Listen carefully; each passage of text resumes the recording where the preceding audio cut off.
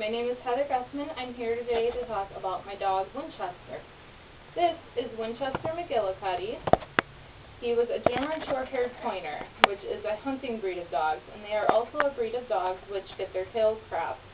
And when they get their tail cropped, all that is they just get their tails cut down to almost a nub. Chester's was a little bit longer than most.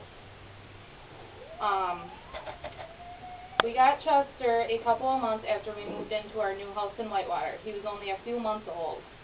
My mom hated him for the first year of his life. He was super naughty. We went up north for a weekend, and when we got home, we found out that Chester had been watering the plants. Boy, was my mom mad. When a couple of months after we had gotten him, my sisters, my mom, and I were in the basement playing with Chester. Well, I had decided that I was done, but Chester wasn't done with me yet. I started to go back upstairs, and Chester came and grabbed me by my wrist and dragged me back down the stairs. I was angry at the time, but I laugh about it now. Chester always had a playful spirit, even as he got old. He loved playing with my dad, and when he played with my dad, he played rough and he would nibble at him. If he played with my sisters, my mom, or I, he would play a little less rough, and he had to have something in his mouth, like a sock, a towel, a stick, anything he could find. That way he wouldn't nibble us. Chester loved having rocks. He was always trying to bring rocks into the house, but since my mom wasn't allowed to bring her rocks in when she was a kid, she would not let her dog bring them in her house. He bit my knee once because I tried taking a rock away from him.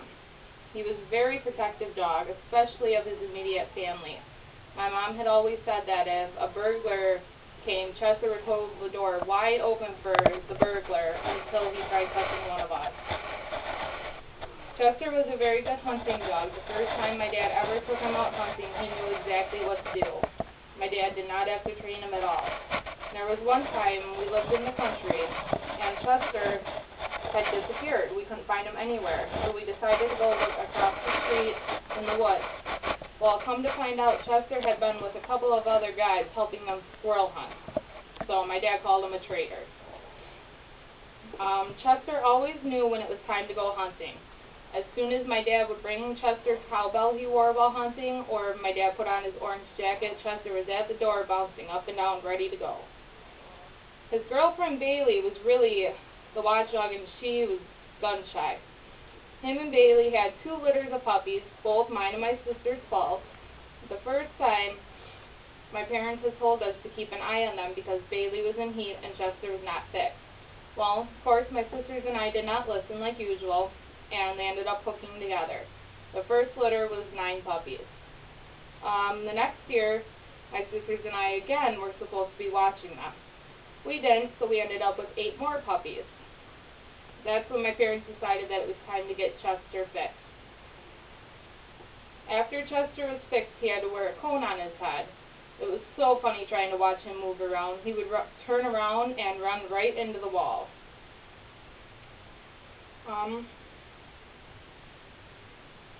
When Chester was younger, my mom looked downstairs and saw Chester at the bottom of the stairs wincing. She had no idea what was going on, so she went down to find out.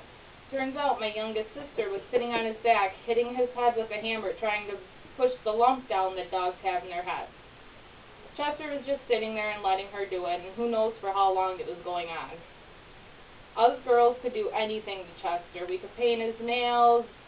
We'd throw snowballs at him and he'd catch them. He absolutely adored us. Chester was a very bad sleeping partner. I finally stopped letting him sleep with me because he hogs literally half of the bed and would steal my covers. I do enough of that on my own and didn't need my dog taking my covers. When Chester got old, he developed arthritis in his hips, which meant that he could no longer go hunting with my dad because he was in too much pain.